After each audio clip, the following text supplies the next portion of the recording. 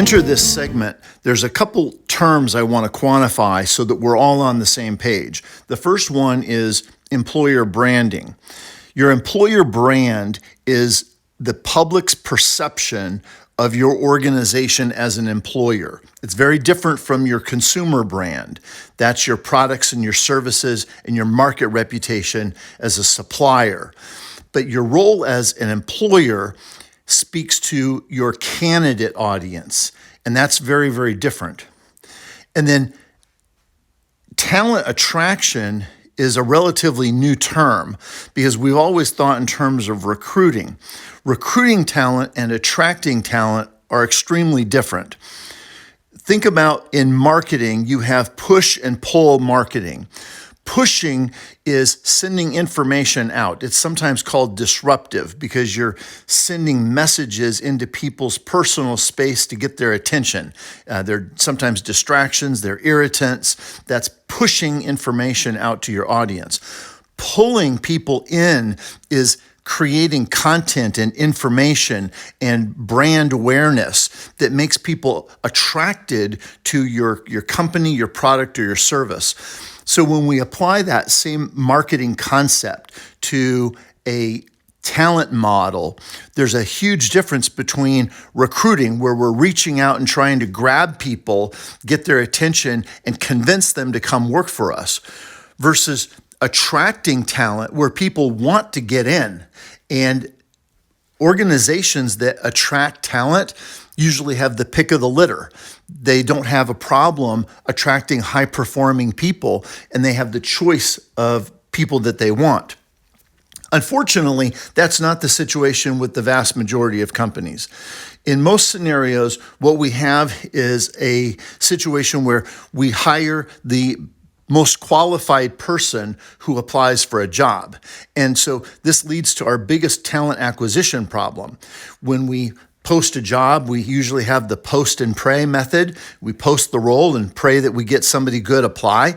And in recruiting, we sometimes rank people based on our assessment of their background, skills, and experience. We might say someone is a 7 or an 8 or a 9 for a specific position based on what they're bringing to the table, their salary requirements, and so on. So when we plot all of the candidates on a chart, we can see that when we have the most qualified candidate who wants the least salary, they suddenly become the most attractive person in the candidate pool. And recruiting has operated this way for decades. Unfortunately, if you have no high performers apply for the job, you're looking at a limited candidate pool. For example, if all of your applicants are 6s, 7s, 7s look good because relative to peers, they're the best available. So we end up selecting a candidate for a new hire based on least objectionable choice, not necessarily overall qualifications. But if we expand the candidate pool and we begin to get high performers apply for the role, we get 8s and 9s and 10s. And I would argue that a 10 for a position is not 10% better than a 9. A 10 is somebody whose orders of magnitude, like on the Richter scale, they are significantly better. These are people that come in with prior skills and experience, knowledge, industry, domain information, and they're able to hit the ground running. They bring to the table more than what's expected. When you have a chance to hire those kinds of people, it's a game changer. Unfortunately, our talent acquisition problem is that we frequently don't have high performers in the candidate pool. And the reason why is very simple. They're not attracted to our company. So the net result is we have increased cost of recruiting because we're constantly trying to convince and bring people in. And then we also have cost of poor talent. That's when we are successfully able to fill a role, our recruiting metrics might look great. Cost to fill, speed to fill, all these things that recruiting is typically measured on may be green. However, the long-term consequences to the business are significant because you've now gotten people in the door who need training, they need development, they don't have the soft skills, they may not be a strong cultural fit, and the impact is significant. Well, we see this in many different ways. When we do an evaluation of an operational environment, we see total cost of operations increasing. There's quality issues, poor satisfaction on the part of customers, safety risk, legal risk, all kinds of things as a result of hiring people who are not engaged. They don't have the expected skill sets. They don't have the soft skills, or they're not a cultural fit. High vacancy rate and turnover just exacerbates the problem.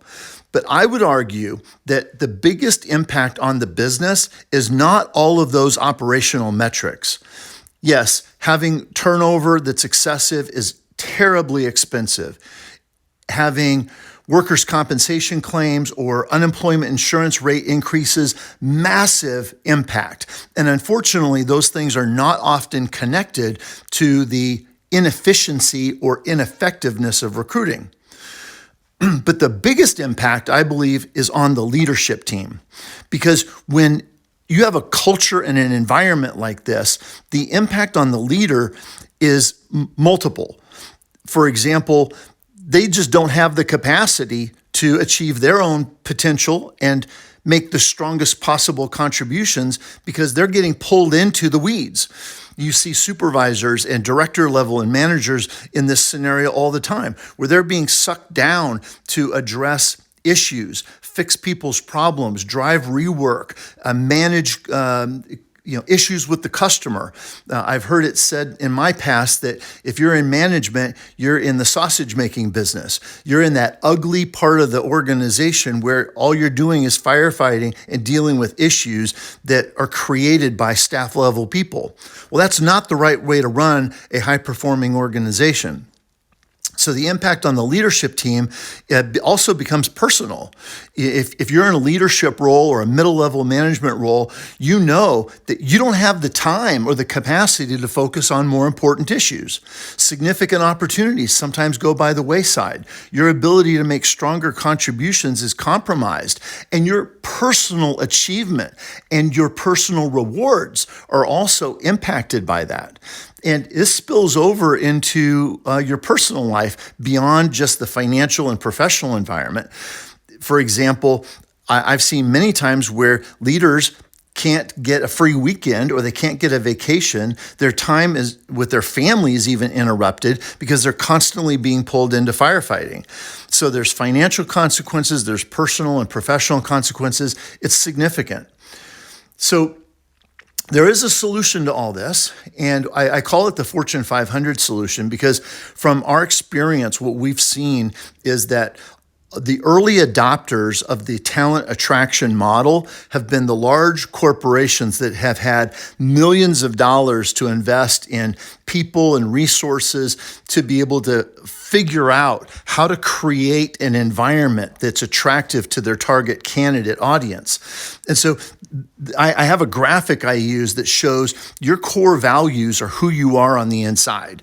Now, beyond that, you have your internal brand, which all of your employees know what it's like to work in your company. And you have the external perception, that external brand, and your vendors, external third-party candidates and customers, investors, they all see this version of your organization. And if there's lack of integrity between your stated core values, your internal culture, and your external brand, then there's going to be evidence of that disconnect all over the place. And we see that now publicly on the internet. So when we look at the information that's available, candidates that are considering your company as an employer, they have the ability to see everything. They see employee stories, they see employee messages and comments on environments like Glassdoor and Indeed. They see what's on your website. I don't know how many times they see companies that say people are our greatest asset. Yet when you look at their website, there is nothing that speaks to the candidate or the WIFM, what I call the what's in it for me. You know, you've heard that radio station that everybody listens to, WIIFM, what's in it for me. Well, the candidate has a WIFM, and that is, what are they going to get from coming to work for you? And even though we say people are our greatest asset, very rarely do we ever speak to what those issues are. And so candidates see this. They see your mission, your vision, your value statements, your core values. They can see all that on the web. They can see information on third-party sites, publications, third-party comment, expert commentary. All this is out there. So what the Fortune 500 solution is to assess all of that noise and make sure that we are able to speak to what we want to create and not let it organically be created for us. Because every organization has a culture and a reputation. Either they created it intentionally or it organically grew from not being under control. And if it grows organically, it's probably not going to grow well. It's not going to be positive or a positive reflection of the company. So when we look at the candidate experience, we see that before they even apply for a job with your company, they're going to probably be introduced to a job from the corporate website or maybe an email, a third-party job board, a personal reach out from a recruiter, something. And they're going to immediately look at the job posting, maybe go to the careers portal on your website, look at the company website. And if they don't see something that excites them, they're not going to get involved. They're going to disengage from the process immediately. And that's the majority of candidates. They're also going to, if they have an interest, look at maybe leadership information, other stuff on the website. They may look for employee stories or information on third-party sites like on Glassdoor or Indeed. And that creates social proof. If they don't see that, then again, they disengage. If they're still interested, they may look at more detailed information on your website, things like your mission and vision, any types of value statement, anything that helps them understand the essence of your brand and your company. Anything that indicates the leadership style or the type of leaders that you have. All that becomes important. And a candidate may not follow that entire sequence in the exact same order all the time, but we know from candidate behavior that they look at all this stuff. Frequently, sometimes they'll apply for a job and then they'll start to take it more seriously later if they're contacted by the business. But they will touch all these points. And what they're doing is they're making a go, no-go decision. And that is, do I want to go forward with applying and going through the process? Or no, is it really not something I'm interested in because they saw something that spooked them? Again, the Fortune 500 solution is being able to control all of the candidate messaging and communication and create a candidate experience that resonates with the right person.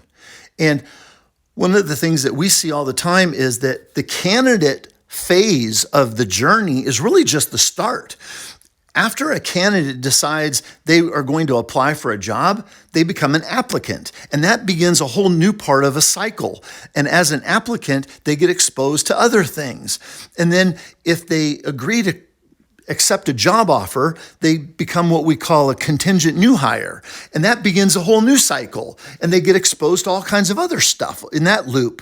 And then if they come on board, they show up on day one. And we all know what it's like to give an offer to somebody and they don't show up on day one. The new hire process begins another loop of activity. And at any point in time, if they see something that, again, spooks them, they become disengaged. I would say that you do not have talent on board your company until they have gone through the 30, 60, 90, or even 6-month process, because we know that the process of forming, storming, norming, and performing takes time. And to integrate new people into the team and to get them high performing takes time and investment. So at any point in time when you lose that person, it's a failure. So when we look at how to actually control this and make your organization attractive to the right type of people, there's 5 things that we've seen must happen to make it successful. I call these critical shifts because they're almost more like paradigm shifts. They're not necessarily tactical strategies. They impact the execution of strategy, but they are paradigm shifts. The first one is what we call experiential constancy.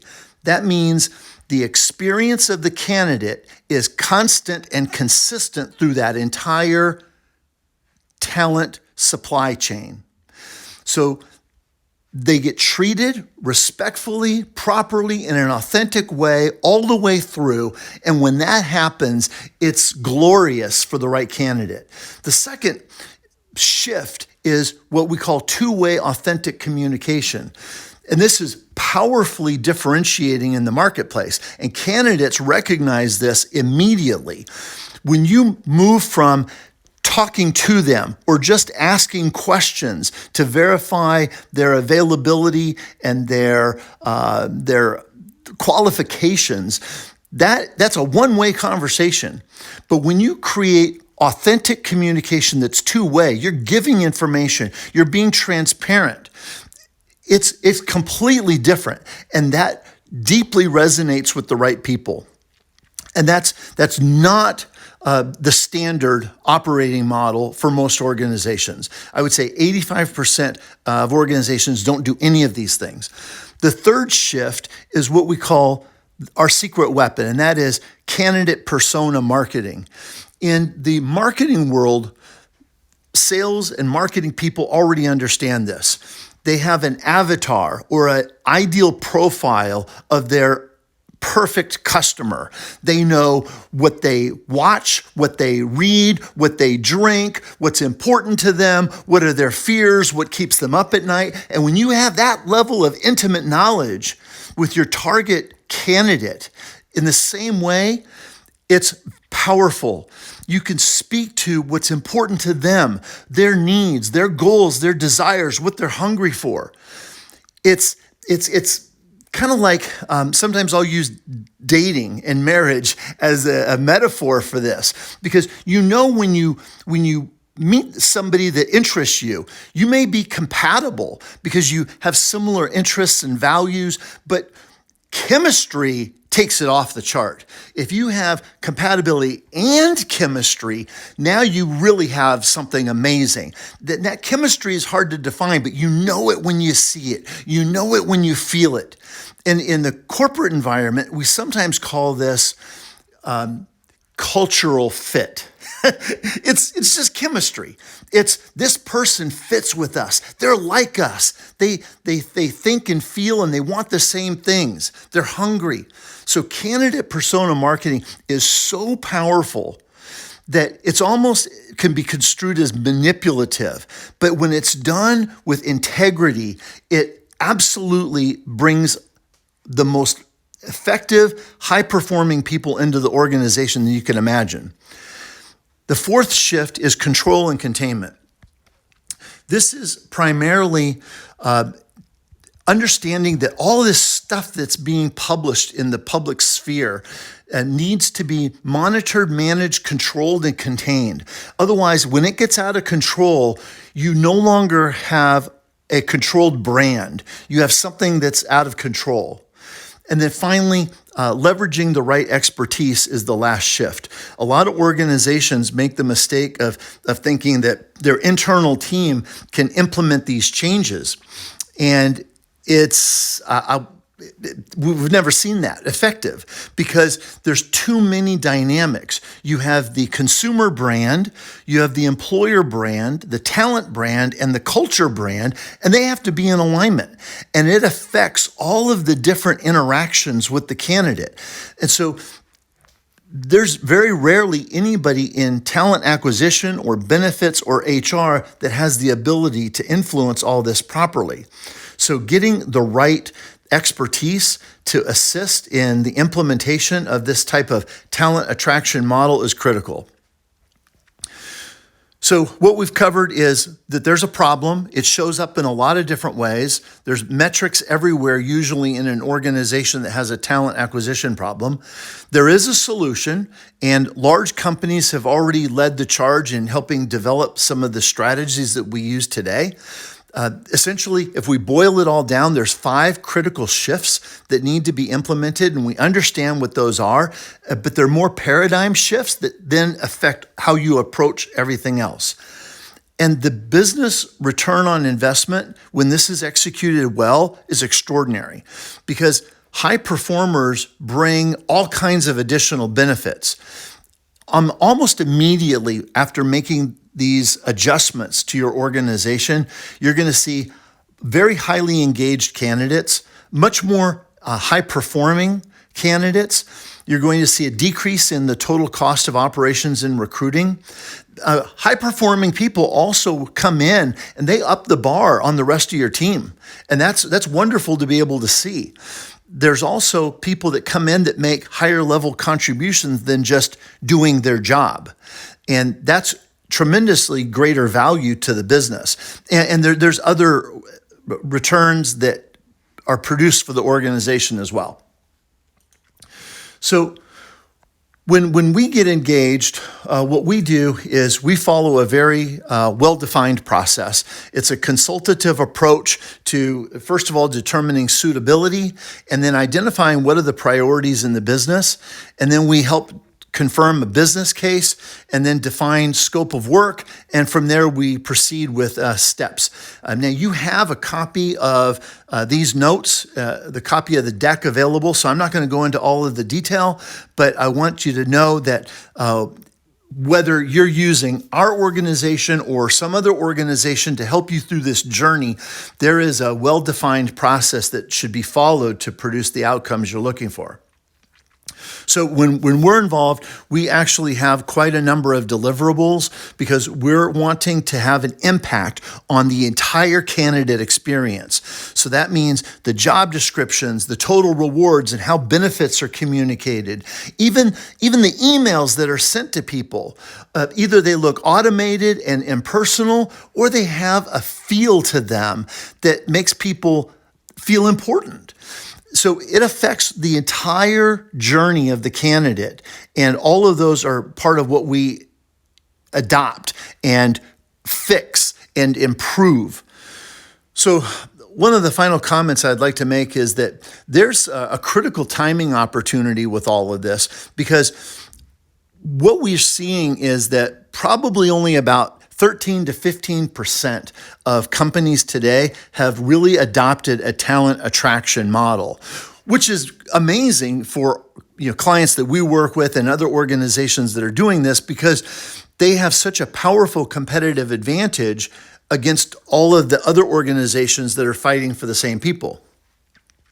So we're still what we are calling an early adopter phase, and that's a reference specifically to a IT concept. It's a book called Crossing the Chasm that says that everything that's adopted and penetrates the marketplace follows an S-curve pattern of adoption. And once 10% of people or businesses adopt a solution, it rapidly explodes to 90% adoption in the same period of time. So what we're looking at now is we're at a point of inflection where more organizations are starting to understand the critical difference between recruiting talent and attracting talent. And for the folks that implement this first, they get extraordinary advantage before the rest of the world wakes up. So what we've covered now is that we have a defined process that we use, and it is the same type of consultative process that should be used in any organization that implements transformation like this. We have very defined deliverables because we know what is important to the candidate and what is going to impact their experience. Your commitments, regardless of what you choose to do, you need an internal change champion. You need an executive level person that sponsors and says, we are supportive of this. We want to make this happen. You've got to have a commitment to the journey because it takes time.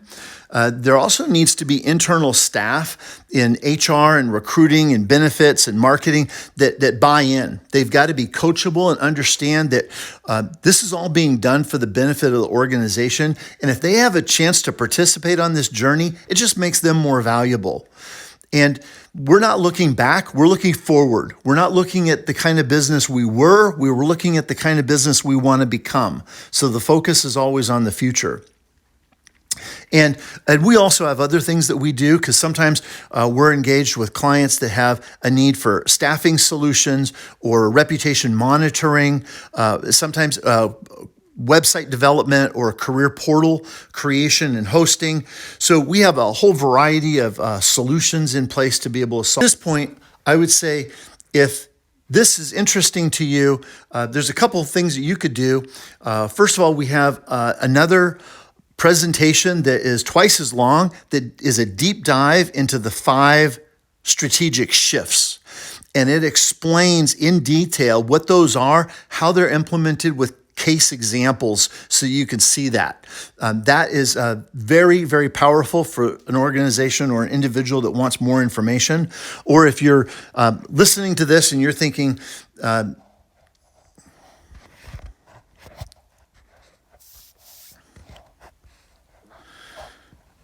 so I would also call to your attention at the back on one of the final pages is a list of more resources. One of them includes a link to another